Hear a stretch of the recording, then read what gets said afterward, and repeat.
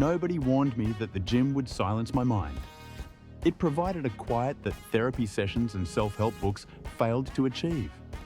Don't forget to subscribe, like, and this video so that others can benefit. Once I understood the neuroscience behind exercise, I realized training wasn't just for my body. It was a powerful mental health intervention. An honest conversation exists among regular gym goers. It's not about aesthetics, it's about the mental clarity gained from consistent training. Someone might ask why you never skip a session. The truth is, skipping training feels unbearable. Anxiety builds without movement, creating mental weight. When you exercise, your brain initiates a neurochemical response before any physical changes. It directly affects your mind and emotions more than most activities. The prefrontal cortex, responsible for rational thought, becomes more active during exercise, producing mental clarity. The amygdala also calms down, reducing anxiety. Exercise isn't just about feeling good. It's a biological process with real effects. It's not merely about dopamine. The key player is ghrelin.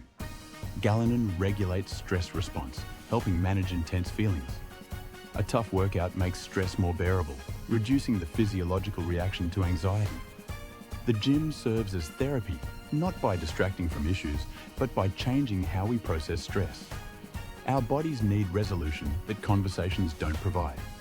The body holds unprocessed emotions, tension, and stress.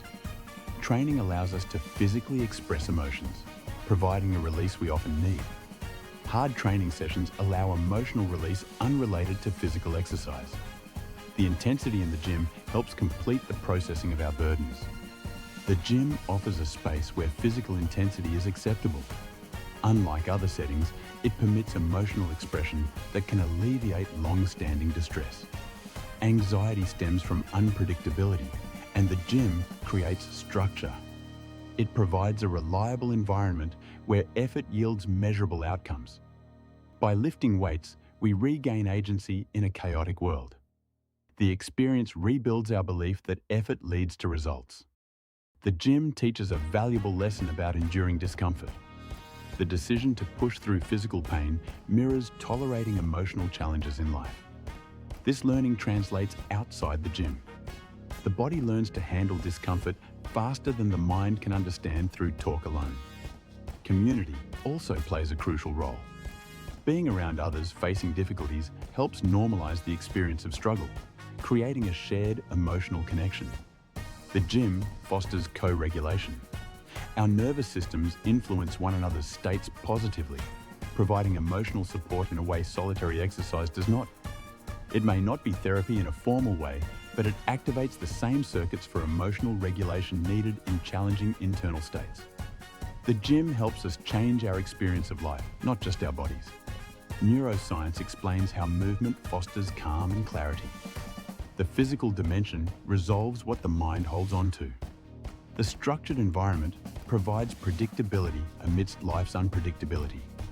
Training builds psychological tolerance, teaching that discomfort isn't an emergency.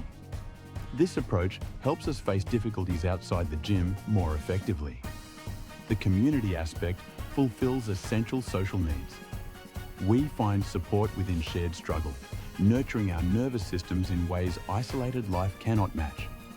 This is why the gym feels therapeutic. It addresses the myriad burdens of living. Walking in heavy, we leave lighter, reminded of our capacity for resilience. It's therapy delivered uniquely through movement. The gym guarantees this reminder each time.